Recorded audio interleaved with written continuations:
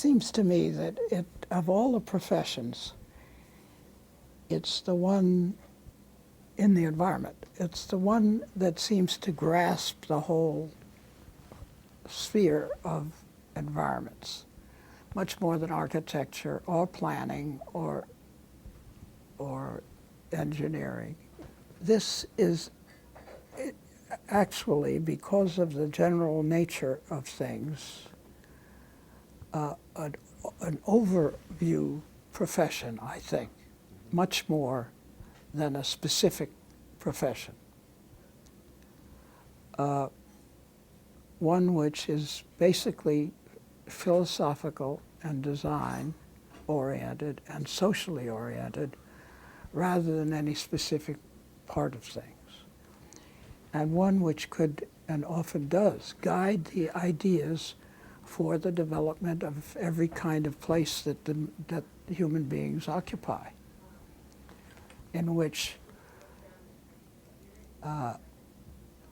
especially if with the knowledge and the talent, especially if it can fulfill that role and really make a marked emphasis on what the globe is going to be like in the future.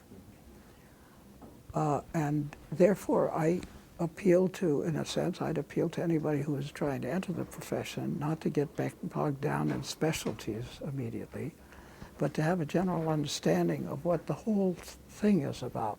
I also am curious about another thing, and that is that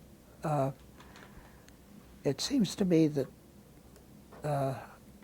the university education is not necessarily the best way to go, because it seems to me that the best way to go is to go back to a degree to the old apprentice idea of where young people, perhaps after having a college education, young people could come in to an office, spend 4 or 5 years, the way I did at Tommy's office, see what goes on. We do this all the time.